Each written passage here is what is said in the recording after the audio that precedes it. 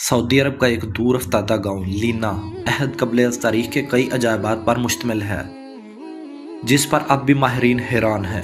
इन अजायबात को देखने के लिए दूर दूर से सियाह इस इलाके का रुख करते हैं। अल अरबिया की रिपोर्ट के मुताबिक सऊदी अरब का ये तारीखी गांव लीना मुमलकत के शुमाली शहर रफ़ा से 100 किलोमीटर के फासले पर वाक़या है। ये कदीम इलाका स्ट्रेटजिक अहमियत के मुतअद्दिद आसार कदीमा की वजह से मुल्क भर में शोहरत रखता है। यहाँ एक कदीम किला भी है। पुराने ज़माने में बैतुल मक़दस और यमन के माबैन पैदल सफ़र का मशहूर रास्ता इसी गांव से गुजरता था। अदन से इराक़ जाने वाला मलका ज़ुबैदा का बनाई हुई मशहूर सड़क दरब ज़ुबैदा भी यहीं से होकर जाती थी। अब भी सैर व तफरीह के शायकीन बड़ी तादाद में इस इलाके का रुख करते हैं। सऊदी मुहक्किक हमदल जासर का कहना है कि यदि ये कदीम गांव में हज़रत सुलेमान अलैहिस्सलाम का लश्कर भी उतरा था। सैयदना सुलेमान अलैहिस्सलाम जब अपना लश्कर लेकर यमन जा रहे तो यहाँ ठहरे थे। इस बे आबो गयाह इलाके में लश्कर को पानी की ज़रूरत आई तो हज़रत सुलेमान अलैहिस्सलाम ने जन्नात को हुक्म दिया कि वो हंगामी तौर पर कुएँ खोदें, तो जन्नात ने चट्टानों पर मुश्तमिल इस सख्त तरीन ज़मीन में 300 कुएँ खोद दिए थे। ये इंतहाई गहरे कुएँ अब भी असली हालत पर मौजूद हैं, जिन्हें ज़मीन पर अब भी अपना वजूद रखने वाला मौजज़ा करार दिया जाता है। जन्नात ने चट्टानों को काटने के लिए ड्रिल मशीन की तरह का कोई आला इस्तेमाल किया था, जिसके निशानात अब भी कुएं की चारों तरफ वाज़ेह तौर पर देखे जा सकते हैं।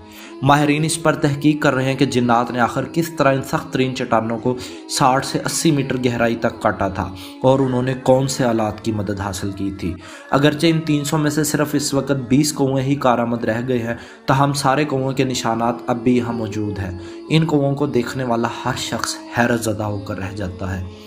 तारीखी रिवायात के मुताबिक जब हज़रत सैयदना सुलेमान अलैहिस्सलाम अपने लाओ लश्कर समेत यमन जा रहे थे तो वह यहाँ दोपहर के खाने के लिए उतरे थे।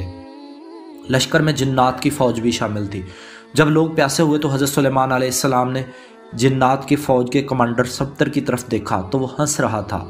हज़रत सुलेमान अलैहिस्सलाम ने उससे हंसने की वजह पूछी तो उसने कहा कि आप लोग प्यास से तड़प रहे हैं, मगर मीठा पानी आपके कदमों के नीचे ही है।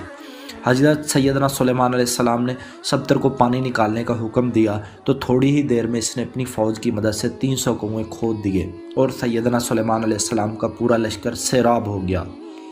मारूफ मोरिख याकूत हमूदी के दौर तक ये सारे कुएँ मीठे पानी से लबालब भरे हुए थे। याकूत हमवी ने अपनी मशहूर किताब मुअज्जमुल बलदान में लिखा है कि लीना इराक़ के शहर वास्ता से मक्का मुकरमा जाते हुए 7वीं मंजिल पर आता है। ये इलाका अपने मीठे पानी के कुओं की वजह से शोहरत रखता है। इन कुओं की वजह से ये इलाका बाद में एक तिजारती मरकज़ बन गया था, जहाँ इराक़ और अरब के ताजर मंडियाँ लगाते। नजद समेत सऊदी अरब के शुमाली इलाकों के लोग यहाँ आकर ख़रीदारी करते।